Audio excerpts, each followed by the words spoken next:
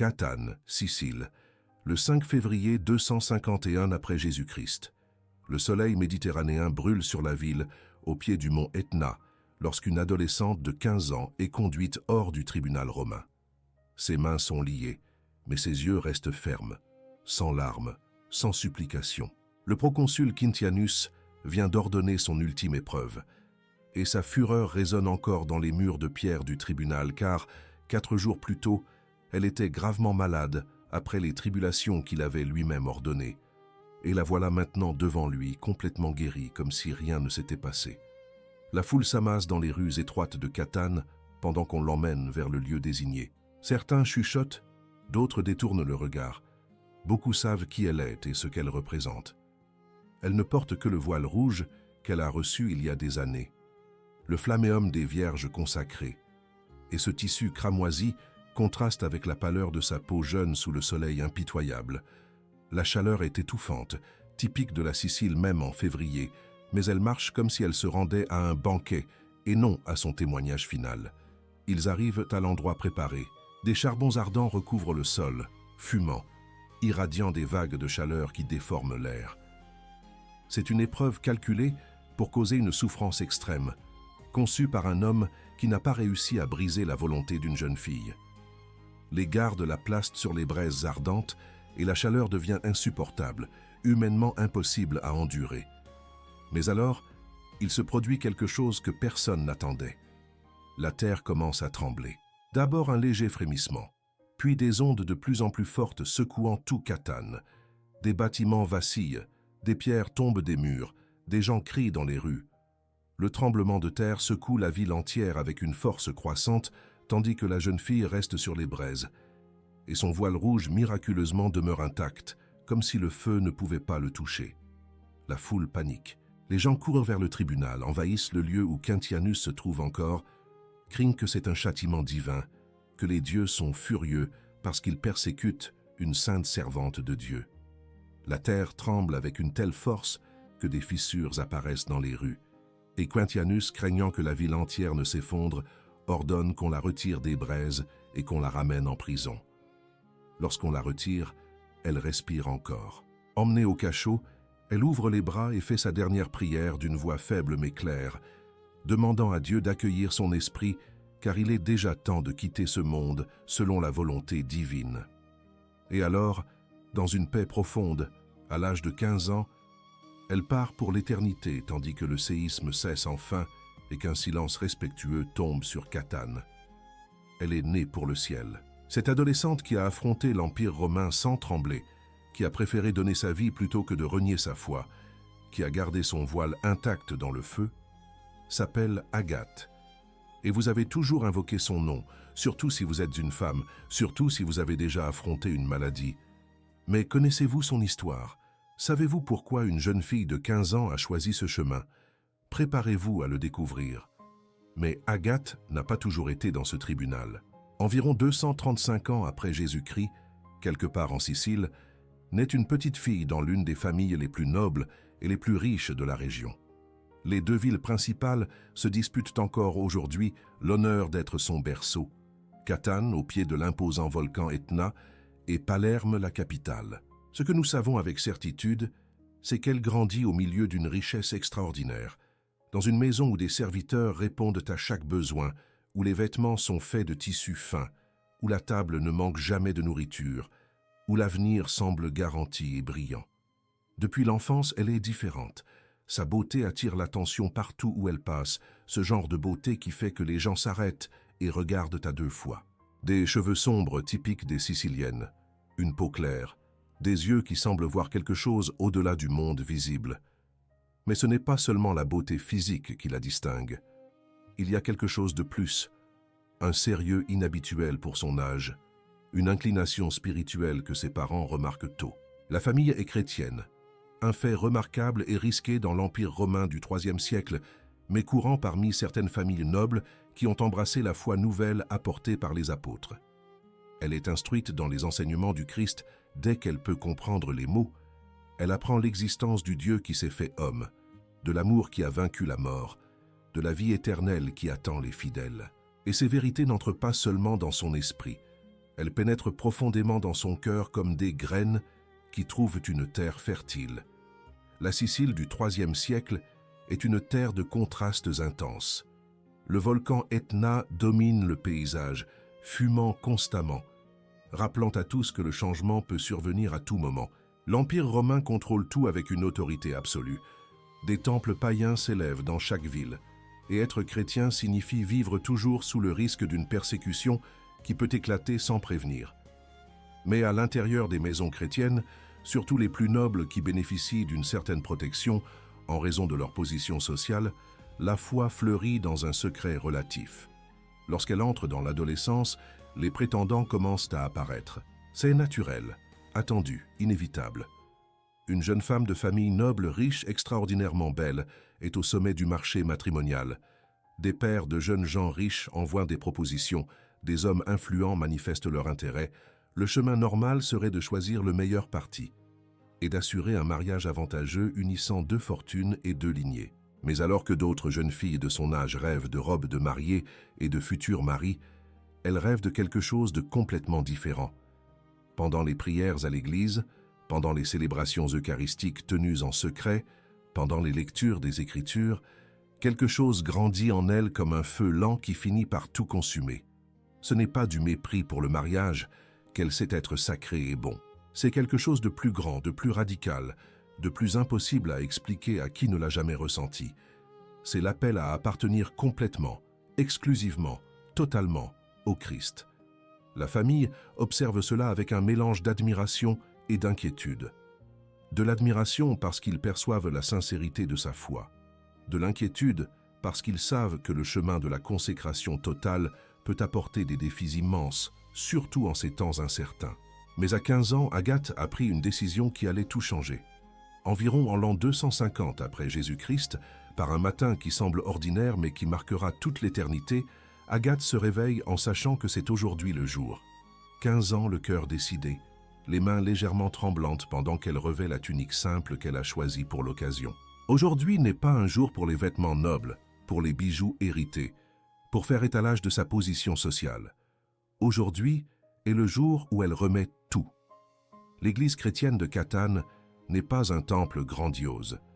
C'est un lieu discret, caché, où les fidèles se réunissent loin du regard des autorités romaines.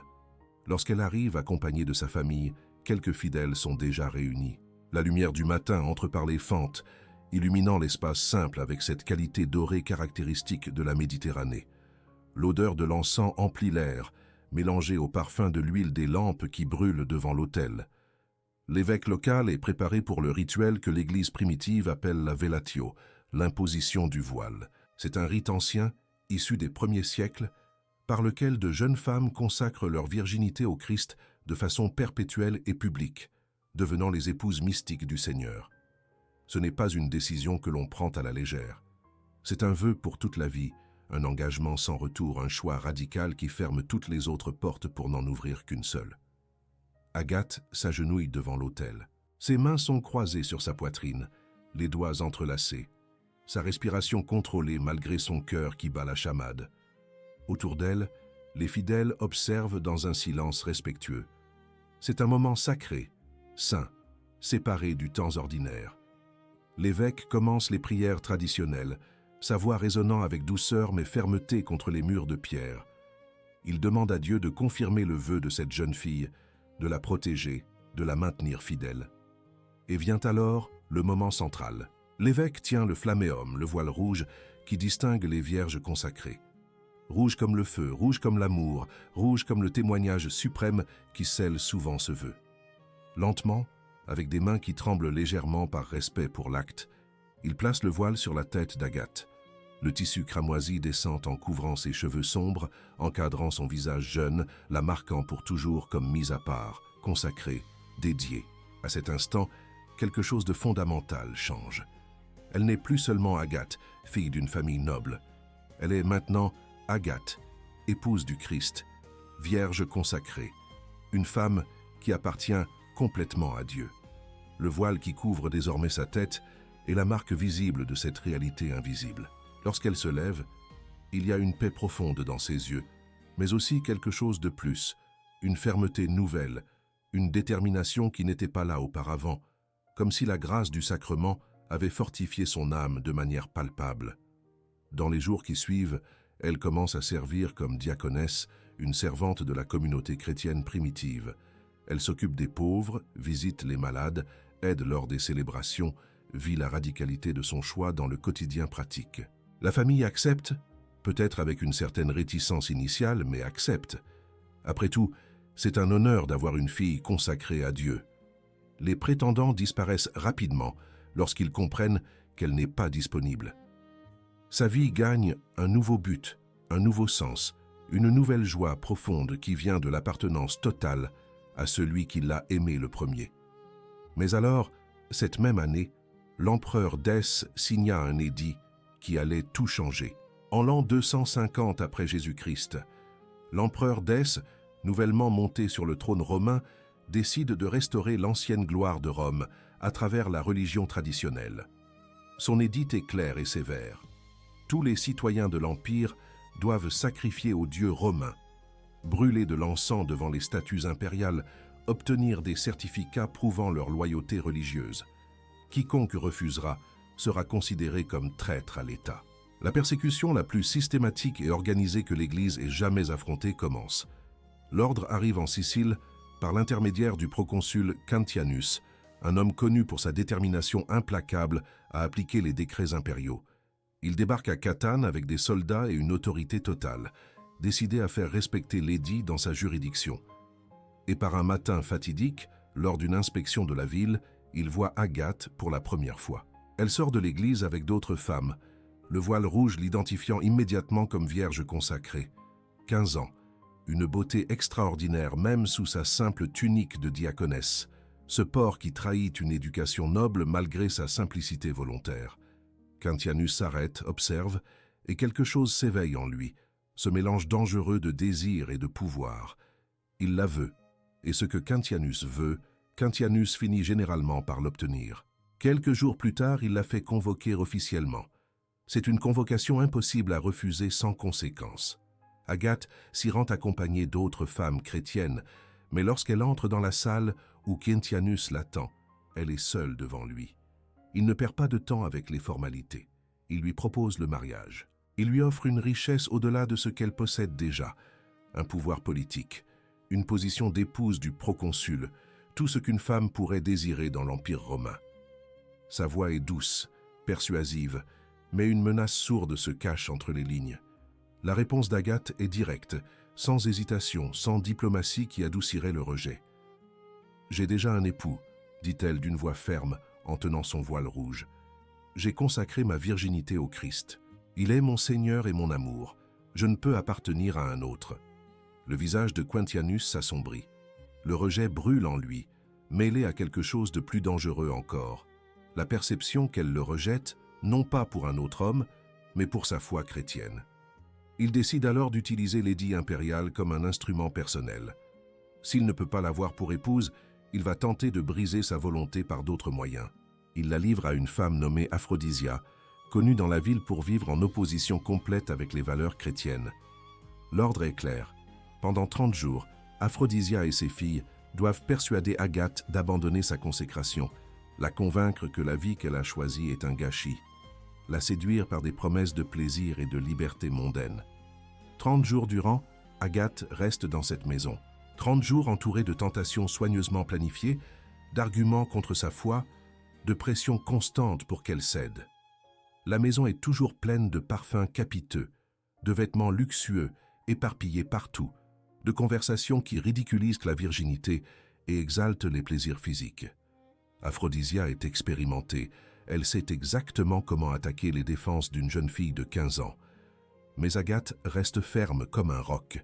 Durant ces 30 jours, elle prie constamment, répétant les paroles du psaume 16. « Seigneur Dieu, défends-moi comme la prunelle de tes yeux. À l'ombre de tes ailes, cache-moi des méchants qui m'attaquent. » Sa foi ne vacille pas une seule seconde. Lorsqu'Aphrodisia finit par admettre sa défaite, déclarant qu'il est impossible de faire dévier cette jeune fille de ses convictions, quelque chose d'extraordinaire se produit. Mais si Quintianus pensait que 30 jours briseraient Agathe, il ne connaissait pas la force d'une vierge consacrée. Agathe est ramenée au tribunal de Quintianus après les 30 jours passés avec Aphrodisia. S'il espérait la trouver brisée, vaincue, prête à céder, le choc a dû être immense.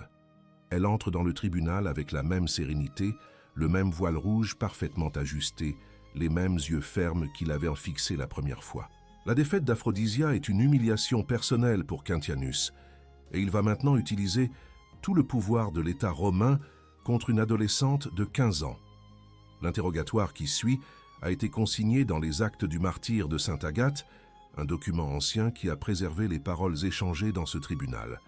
Quintianus tente d'abord d'établir son autorité en posant des questions sur sa position sociale. « De quelles conditions es-tu » demande-t-il d'une voix qui résonne contre les murs de pierre. La réponse d'Agathe est directe et fière. « Je suis né libre et d'une famille noble. » Quintianus tente alors de la troubler, en désignant ses vêtements simples de diaconesse. « Si tu dis que tu es libre et noble, pourquoi vis-tu et t'habilles-tu comme une esclave ?» C'est un piège rhétorique, une tentative de lui faire renier sa foi ou d'admettre une contradiction. Mais Agathe n'hésite pas une seule seconde, parce que je suis la servante du Christ. Le proconsul insiste, sa voix montant de ton par frustration. Mais si tu es véritablement libre et noble, pourquoi veux-tu te faire esclave? Vient alors la réponse qui traverserait les siècles, qui serait citée par les théologiens et les saints, qui résumerait toute la philosophie chrétienne de la véritable liberté. La liberté et la noblesse suprême consistent à démontrer que l'on est le serviteur du Christ. Quintianus perd patience, des ordres sont donnés et Agathe est emmenée pour subir sa première épreuve sévère. Les détails exacts sont documentés dans les registres anciens, mais il suffit de dire ici qu'elle a enduré des tribulations profondes qui ont laissé des marques graves sur son jeune corps. Ramenée au cachot sans aucun soin médical, placée dans une cellule de pierre froide, elle aurait dû succomber rapidement à la gravité des blessures qu'elle portait. Mais alors, il se passe quelque chose que ni Quintianus ni ses gardes ne pouvaient prévoir. Pendant la nuit, alors qu'Agathe prit seule dans l'obscurité de la prison, une lumière surnaturelle emplit la cellule. Saint Pierre apparaît, accompagné d'un jeune homme vêtu de lumière, et de ses propres mains, il restaure complètement la santé qu'elle avait perdue.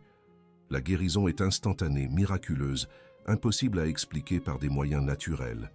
À l'aube, Agathe commence à chanter des hymnes de louange et de gratitude. Sa voix résonne dans les couloirs de la prison, pleine de joie, pleine d'une force renouvelée. Les gardes, effrayés, ouvrent la cellule et la trouvent complètement rétablie, comme si rien ne s'était passé. Terrifiés par ce qu'ils considèrent comme une intervention divine, certains s'enfuient, d'autres courent prévenir Quintianus. Ses compagnes de prison, d'autres chrétiennes détenues, la supplient de s'enfuir tant qu'il en est encore temps. Les portes sont ouvertes. Les gardes sont terrorisés. C'est une chance de s'échapper. Mais Agathe refuse avec des mots qui révéleraient sa compréhension profonde de ce que signifie témoigner du Christ. Que Dieu me garde d'abandonner la reine avant d'avoir en main bien assurée la palme de la victoire. 4 jours passent. Elle est alors convoquée de nouveau au tribunal. Quintianus attend. Mais ce que Quintianus vit 4 jours plus tard le rendit encore plus furieux. Le secret d'Agathe, ce qui l'a rendu capable d'affronter l'Empire romain à 15 ans sans trembler, n'était pas une force surhumaine. C'était quelque chose de beaucoup plus profond, de beaucoup plus radical, quelque chose que le monde de Quintianus ne pourrait jamais comprendre. Ce secret était la liberté totale. Vous devez comprendre quelque chose de fondamental sur la virginité consacrée que notre culture moderne a complètement perdue. Ce n'est pas de la répression, ce n'est pas la peur de l'amour, ce n'est pas une négation de la féminité.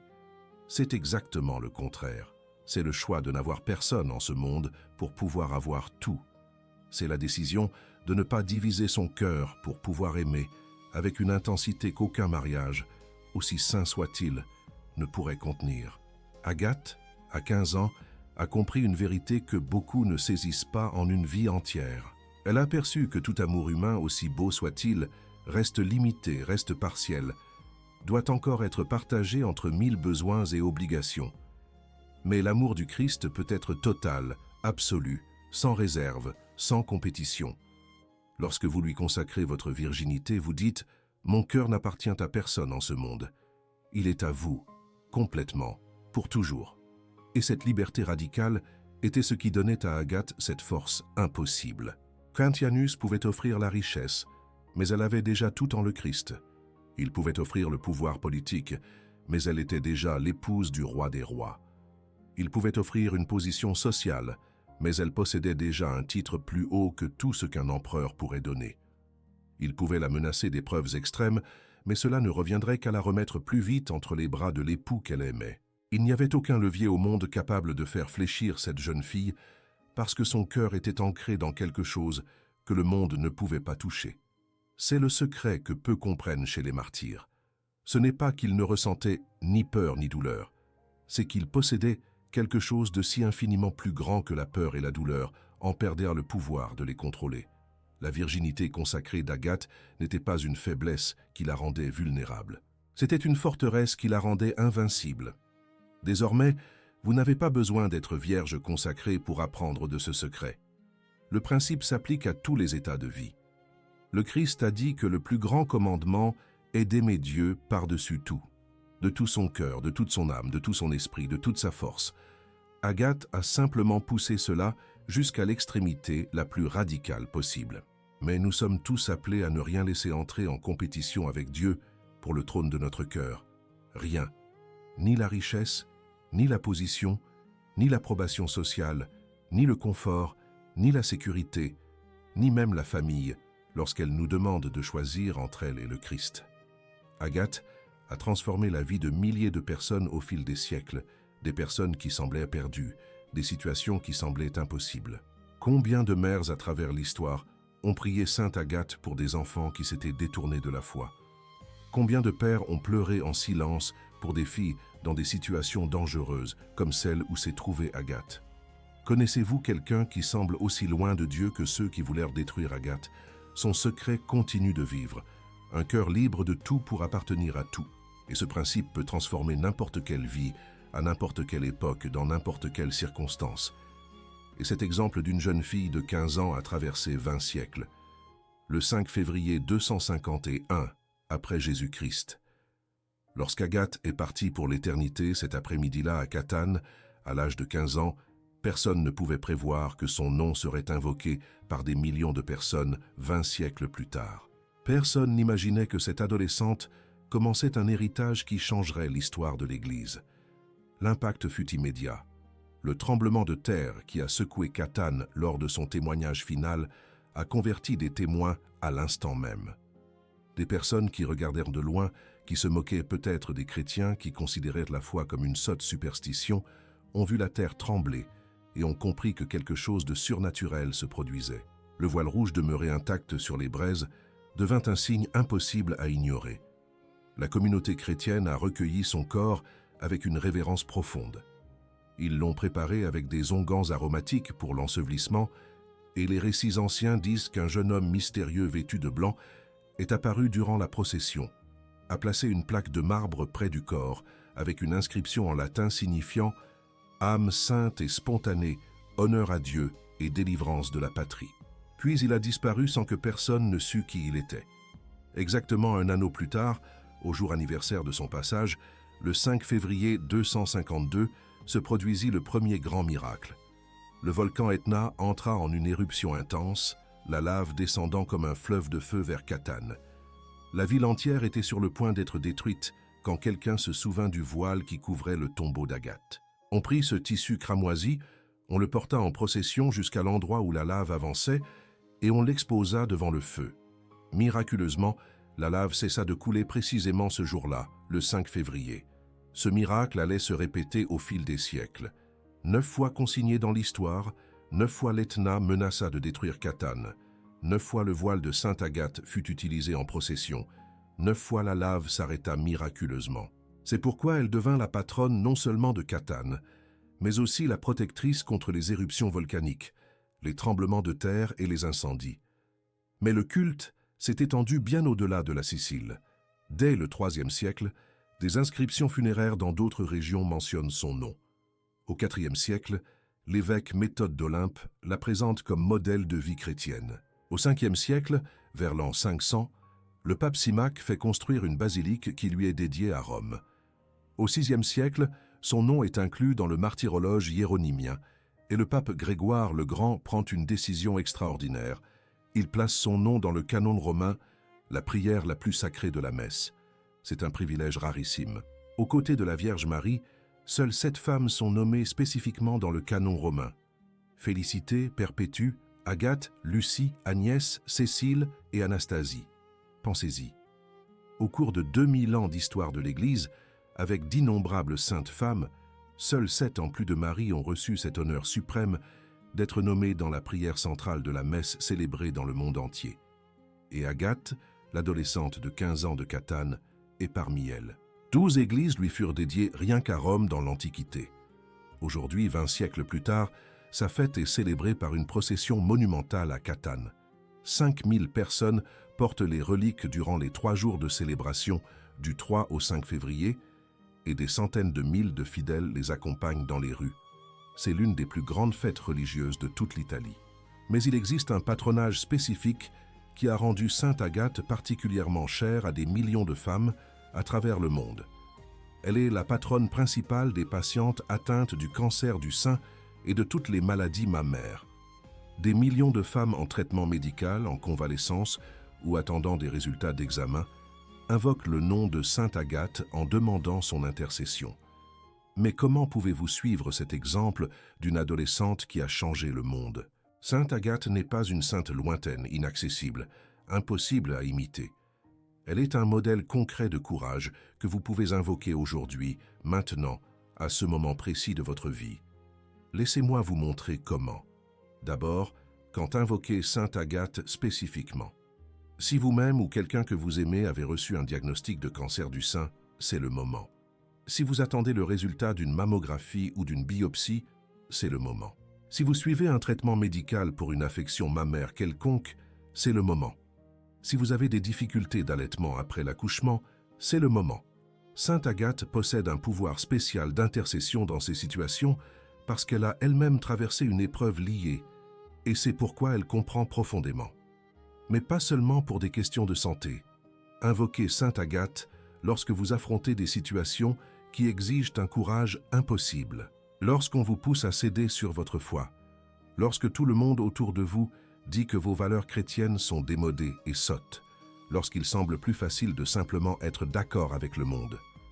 Lorsque vos fils ou vos filles se trouvent dans des situations dangereuses, spirituelles ou physiques, et que vous ressentez ce désespoir de père ou de mère qui ne sait comment protéger, lorsque des volcans intérieurs menacent d'exploser, cette colère, cette tentation ou ce désespoir qui semble incontrôlable. Maintenant, comment imiter sa vertu principale? Agathe possédait une liberté intérieure totale parce que son cœur appartenait complètement au Christ.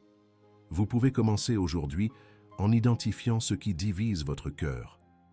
Qu'est-ce qui entre en compétition avec Dieu pour le trône de votre âme? Est-ce l'approbation sociale, le confort matériel, la sécurité financière, la peur de ce que les autres penseront? Identifiez-le et commencez un processus de détachement progressif. Au long de 20 siècles, Sainte Agathe a guéri miraculeusement des femmes que les médecins considéraient comme des cas désespérés, des diagnostics qui semblaient des sentences définitives, des traitements qui paraissaient inutiles devant la gravité de la maladie. Combien de femmes aujourd'hui font face à des diagnostics difficiles dans des cabinets médicaux? Combien de mères s'éveillent à l'aube, inquiètes pour des examens, des biopsies, des résultats qui peuvent tout changer? Les étapes pratiques commencent par une prière quotidienne simple. Vous n'avez pas besoin de formules compliquées. Cela peut être quelque chose de direct. Sainte Agathe, jeune martyre qui as offert ta vie au Christ, intercède pour moi dans cette épreuve. Toi qui as été guéri par Saint Pierre, demande à Jésus de me guérir. Si vous demandez pour une autre personne, Sainte Agathe, intercède pour la personne que j'aime qui affronte cette maladie. Porte cette demande à ton époux, le Christ. Envisagez de faire une neuvaine de 9 jours en priant spécifiquement pour son intercession. Ayez une image ou une médaille de Sainte Agathe comme rappel visuel qu'elle intercède pour vous. Si possible, participez à la célébration liturgique le 5 février en vous unissant aux millions de personnes qui, ce jour-là, invoquent tout particulièrement son nom. Et comprenez quelque chose de fondamental. Vous n'avez pas besoin d'être vierge consacrée, vous n'avez pas besoin d'être religieuse, vous n'avez pas besoin d'avoir une vie parfaite pour invoquer Sainte Agathe. Les mères mariées, les grands-mères, les femmes dans toutes les situations de vie peuvent demander son intercession. Ce qu'elle offre n'est pas un jugement, mais de la compassion. Elle qui a affronté le tribunal de Quintianus comprend parfaitement quand vous affrontez votre propre tribunal, qu'il s'agisse d'un cabinet médical avec un résultat difficile, d'une situation familiale impossible ou d'un choix qui exige un courage surhumain.